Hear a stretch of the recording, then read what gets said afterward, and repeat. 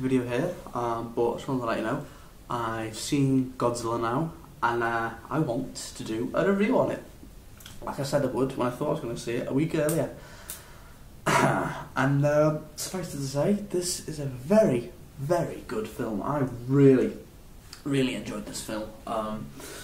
So let's get started. Let's talk about, made a little list of things that I liked and didn't quite like.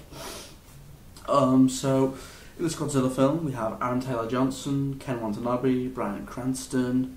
Quite a decent cast. You know, a few A-listers there.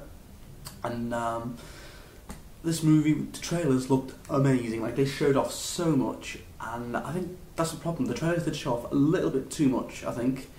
But I still was really impressed by this film. Like, I was really looking forward to this film, and yeah, I've seen all the reviews for it beforehand. I saw this, and yeah, it's gotten, I don't think it's done quite as well as I thought it would. It's got 73% Rotten Tomatoes, 7.3 in IMDb. It's not quite as good as I thought that would get. I thought it would get a bit higher than that, but still, that's a decent score.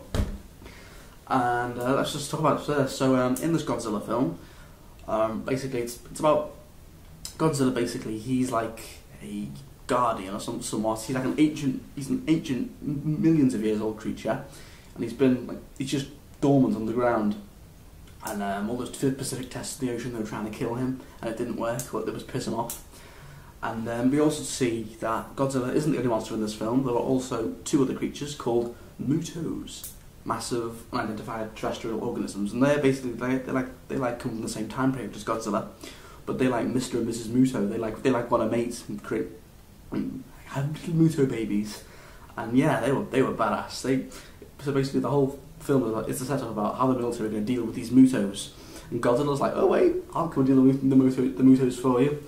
And yeah, it's an interesting premise, because in this film, Godzilla isn't really a bad guy. He's not like this big giant dinosaur just destroying everything, going, I'm going to destroy the human race.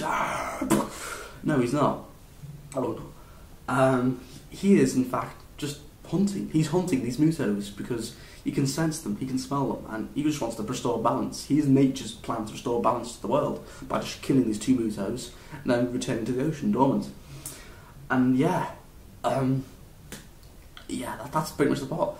Now, let's start off. The opening of this film is terrific with Bryan Cranston, and shows like the set, like how Godzilla, you know, and you see like, I think it's in Tokyo. Oh my god, I get more knowledgeable. I've just seen the film.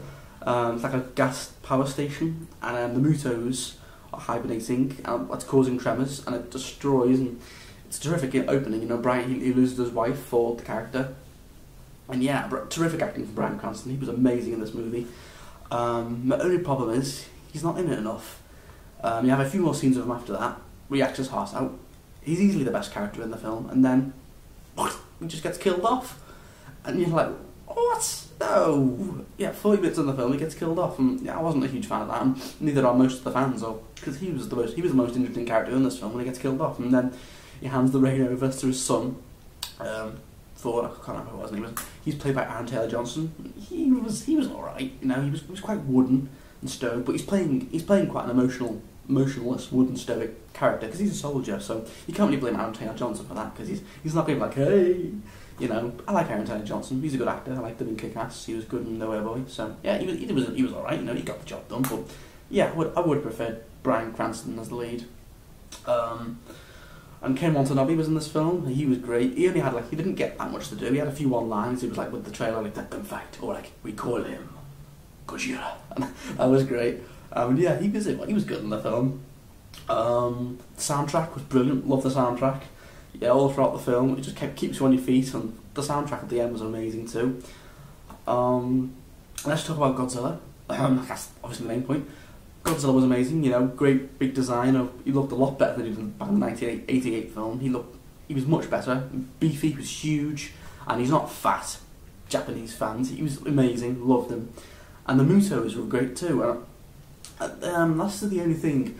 This is the problem with the film, I think. Quite a lot of fans aren't happy about, and critics, and I'm not happy with this either, to be honest. Godzilla, he's not in the film that much. I mean, for the film to be called Godzilla and for him to be on the front cover, he doesn't appear until an hour in the film. Full-on appearance. And it's like for 2 seconds, and it cuts back straight to the humans. And you're like, come on. And yeah, that's the problem, because the first two fight scenes of Godzilla and the Mutos, they both get sacked out. Like, the first one's in the airport, Godzilla just goes, and the Muto's like, come on, bring it, and then whoop, it cuts straight to this other scene where you just see a bit of it on the TV. You're like, oh. And then later on in the film, Godzilla is about to fight another one of the Mutos. It's flying towards him. You just see that door just go, no, you're not getting anything.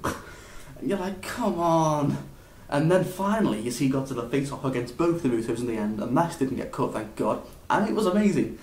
And I got to say, Godzilla gets his arse kicked in this film, because these Mutos aren't messing around. Like, there's one male, he's quite small, but he can fly. And there's the female, she's badass. She was big. She didn't have wings, but she was carrying the babies, and they beat the shit out of it. Like, they double team on him and everything. Like, they push him over, beat him up on the floor, and they would have killed Godzilla if it hadn't been for Ford distracting them by destroying the nest. And yeah, and then Godzilla, he takes advantage of that. He kills the male, whacking him with the tail whack, and then he kills the female by opening its mouth and breathing its atomic breath down the throat. That was incredible. I loved that. Oh my god, brilliant. So yeah, that's pretty much Godzilla. It's been amazing. Box office. It's been a box office smash. It's made millions of dollars. I'm quite right, you know. It's made some amazingly in the box office. Sequel has been announced. Yeah, well, obviously, you know, ka-ching, but still.